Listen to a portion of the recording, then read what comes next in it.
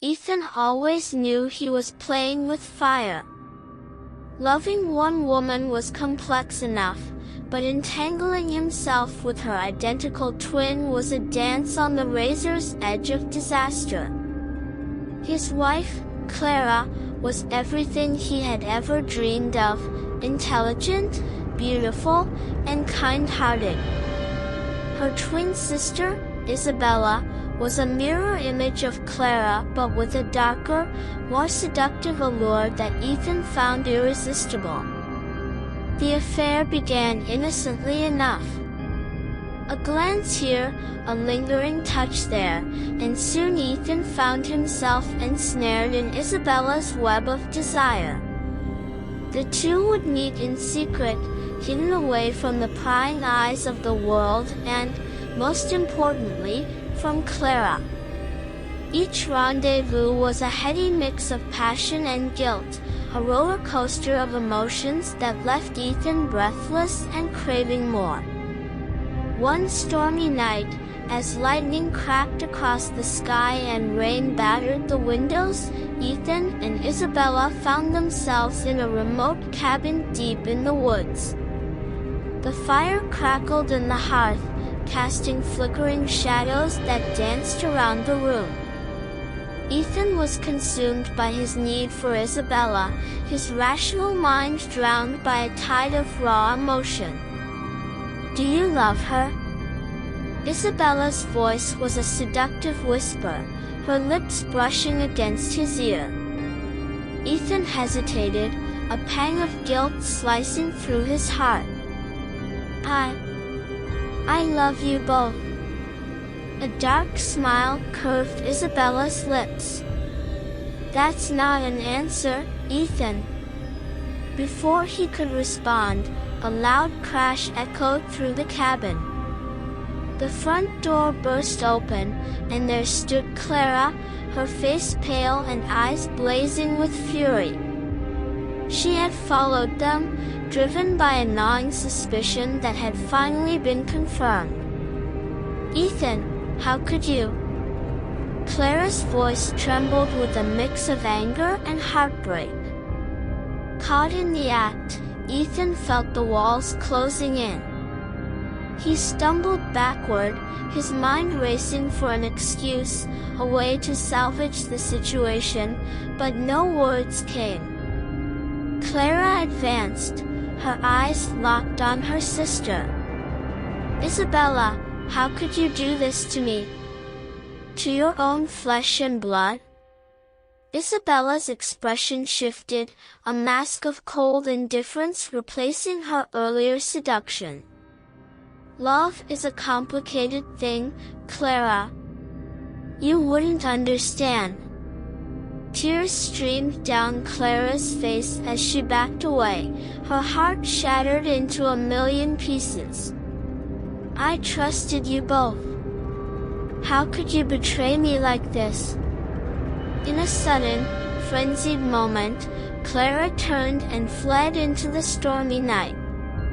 Ethan called after her, his voice drowned out by the howling wind. Desperation clawed at his chest as he ran after her, leaving Isabella alone in the cabin. The forest was a labyrinth of shadows and whispers, the storm transforming the familiar path into a treacherous maze. Ethan's heart pounded in his chest as he called out Clara's name, his voice hoarse with fear.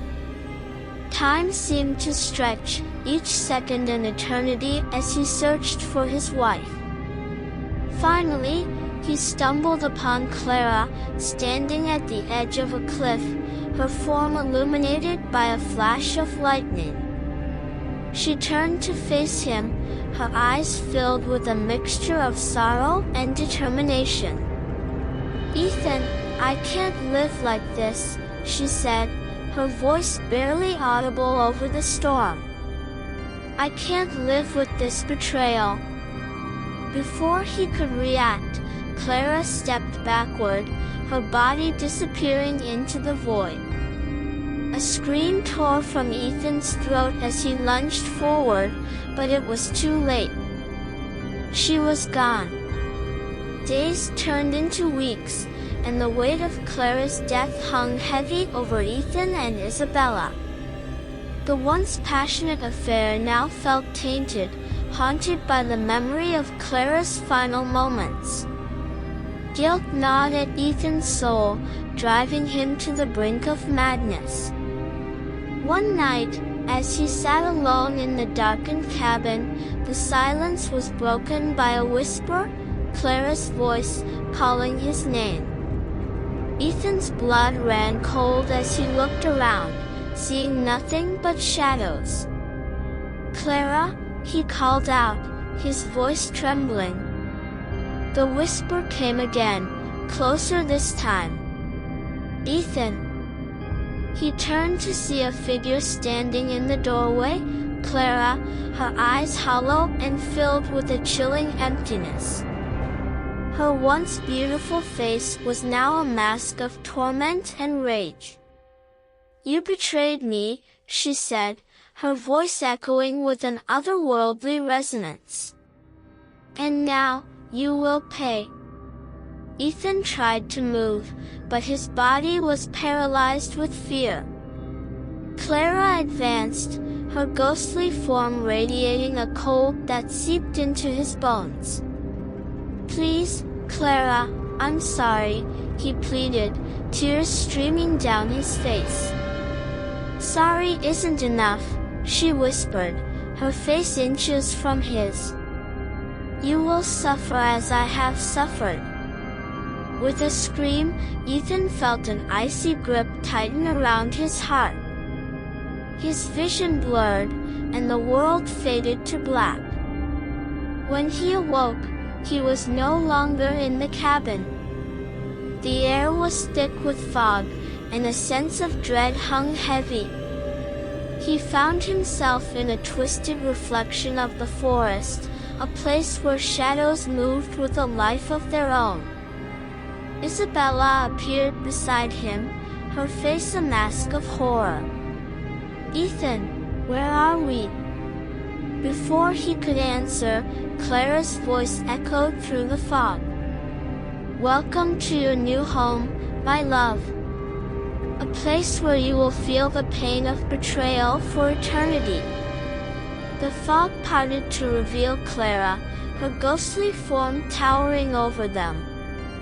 Ethan and Isabella were trapped, their souls bound to a realm of eternal torment, haunted by the memory of their forbidden love and the vengeance of a betrayed wife. The forest echoed with their screams, a chilling reminder of the price of betrayal.